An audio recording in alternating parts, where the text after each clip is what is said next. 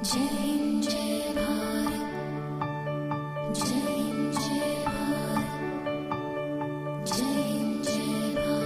आप ज़िमनी इंतखाबात देख लें, आप आम इंतखाबात तक कहाँ जाते हैं। आप ज़िमनी इंतखाबात देख लें, सारे जीते नहीं हैं ऑपोजिशन ने।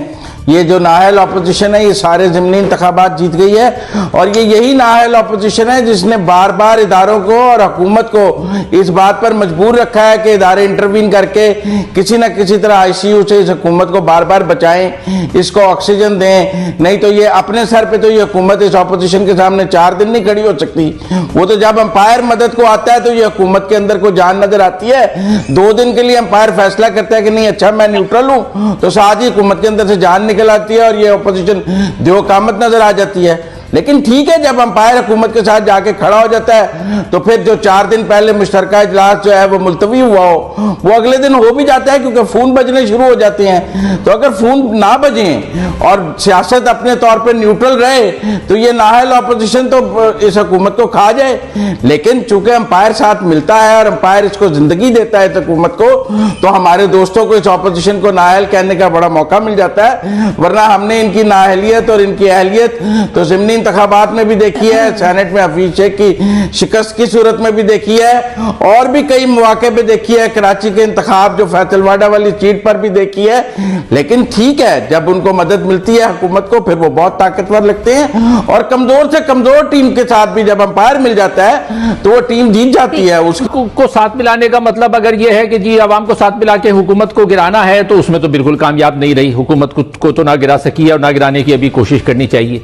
लेकिन दूसरी चीज जिसमें ये कामयाब हुई है वो ये है कि इन्होंने आवाम का शऊर, सियासी शऊर जरूर बढ़ाया है। जो इशू इन्होंने उठाए हैं उस पर इन्होंने बात की है और जो बयानियां ये लेकर चले हैं। और इसमें भी मैं पीडीएम को कोई एक स्ट्रांग एंटिटी समझता नहीं हूं। ये कोई एक मजबूत इत्तेहाद है नहीं, असल में इसमें नून लीग ही है।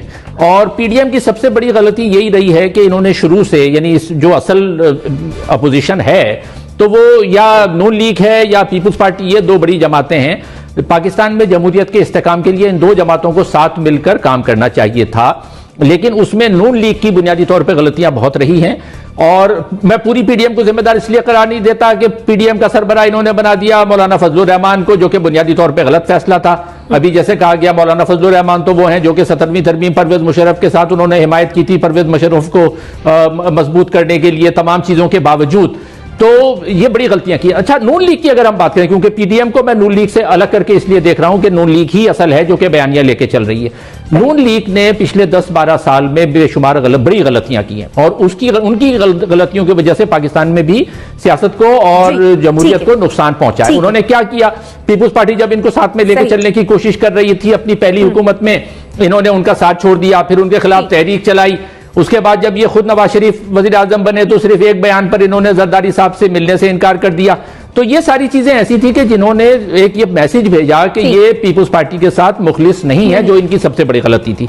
अब इनको क्या करना चाहिए, अगर ये पीडीएम में रहना भी चाहते हैं तो भाई आप पॉलिसी बनाएं, शेडो काबीना बनाएं, आगे का प्लान दें आवाम को कि आप क्या करेंगे। वो जो हमारे न्यूज रूम का वॉल्यूम नहीं होता, वॉल्यूम हमारी किताबों का होता है, तजुर्बात का होता है, हालात का होता है। हम माजी को देख के आगे बात करते हैं।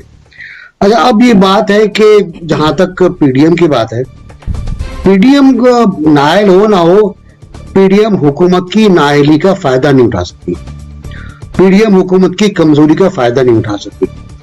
पीडीएम ने खुद को तोड़कर ये साबित कर दिया कि वो सीरियस नहीं है हुकूमत के खिलाफ। उसके बाद जो वाकयात हुए, हालात हुए, उन्होंने भी साबित किया कि मामला कहीं ना कहीं गड़बड़ है। अभी जो 33 बिल मंजूर हुए पार्लियामेंट में वोट इन करके पूरे सिस्टम को, और उस पर हैरत अंगेज तौर पर आइन की खिलाफ वर्जी भी हुई। वो उस पर पीडीएम कुछ नहीं कर सकी, मुत्तहदा अपोजिशन कुछ नहीं कर सकी।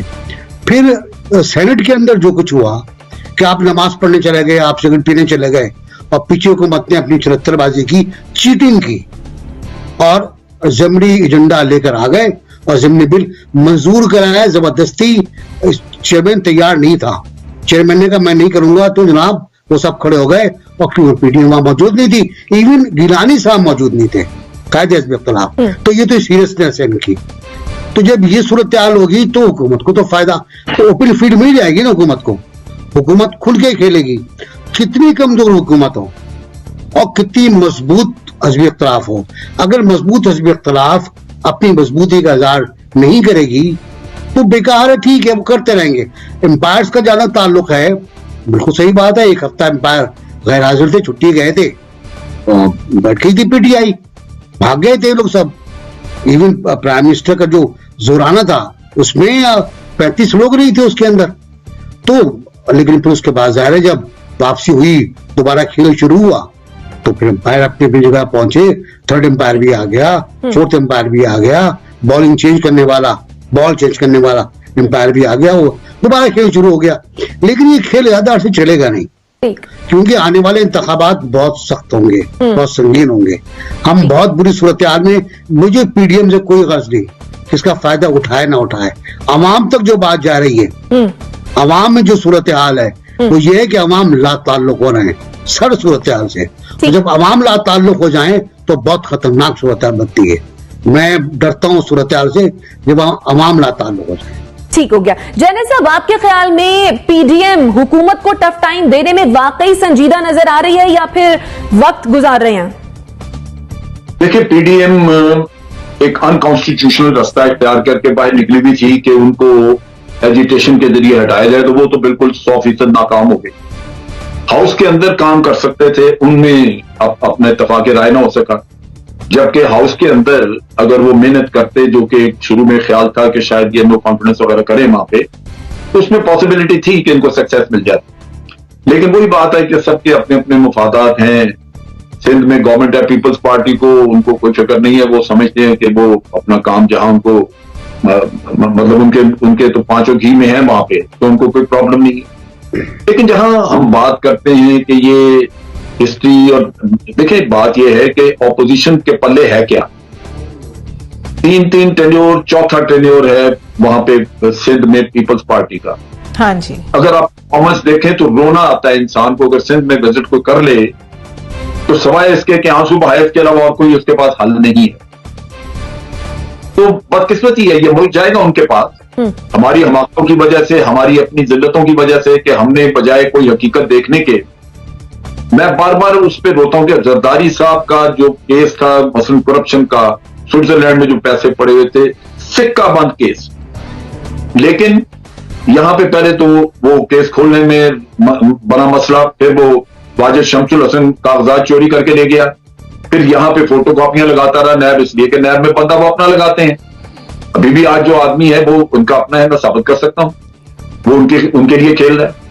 तो ये चीज जो है यहां पे चलते, वहां पे एक केस में फोटो कॉपियां लगाई, जरदारी साहब बरी, दूसरे में फिर महीने बाद दूसरा रेफरेंस, फिर फोटो कॉपी लगा दी। इधर अभी ओरिजिनल एक कॉपी तो नैब के पास होनी चाहिए थी, तो नैब उनकी मदद के लिए बैठा हुआ था।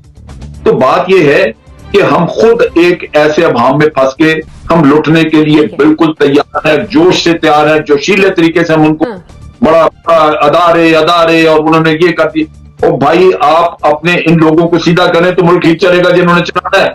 ठीक है, वो मार करके अपने केसेस अदालतों में अपने बंदे बिठा के जज अपने, जिस दिन से चौधरी बहाल हुआ था अदालतों का बेड़ा गर्क होकर रह गया। ठीक है जज, मतलब I request Maryam Nawaz Sharif through this programme कि जितनी इस बंदे ने आपकी खिदमत कर छोड़ी है, इसको एक टिकट दे दें प्लीज।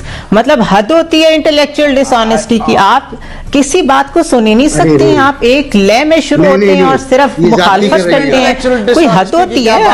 आप एनालिटिकल रहें, आप हर एनालिटिकल रहें, आप पार्टी पोजीशन ना लें, आप उनके स्पोक्स पर्सन मत बने। मैंने कोई पार्टी, आपने ली पार्टी, मैं जानती हूँ। फिर आप हरास करना शुरू कर देते हैं जब आपको कोई जवाब देता है, फिर आप हरास करना शुरू कर देते हैं। आपको कुछ नहीं दे रही पीटीआई है, हम तो आपको आप हरास करते हैं लोगों को। फिर जब आपके पास आर्ग्यूमेंट नहीं होता तो फिर आप हरासमेंट की तरफ आ जाते हैं। ये जो एहतजाजी सियासत है, बढ़ाती हैं। ठीक है जुनैरा, आप हुकूमत का एजेंडा यहाँ पे आगे बढ़ाती हैं, बैठ के आप हरासमेंट मत करते हैं ट्विटर पे फीमेल जर्नलिस्ट को, फिर आप जब आपको जवाब देने वाले साहब, मेरे ख्याल से आप दोनों के पॉइंट्स आ चुके हैं। एनबी थैंक यू दोस्तों इस वीडियो को पूरा देखने के लिए। आई होप आपको ये वीडियो पसंद आया होगा एंड आपने लाइक बटन भी प्रेस कर लिया होगा। अगर नहीं किया है तो जरूर से कर ले। अगर आप हमारे साथ जुड़ना चाहते हैं तो ऐसे ही इंडिया पाकिस्तान रिलेटेड न्यूज देखना चाहते हैं तो हमारे चैनल को जरूर से सब्सक्राइब भी कर लें ताकि आपको लेटेस्ट अपडेट मिलती रहे। हमारा मोटिव है कि आपको सही और लेटेस्ट जानकारी दी जाए। तो मिलते हैं आप सबसे नेक्स्ट वीडियो पे, तब तक के लिए जय हिंद, जय भारत।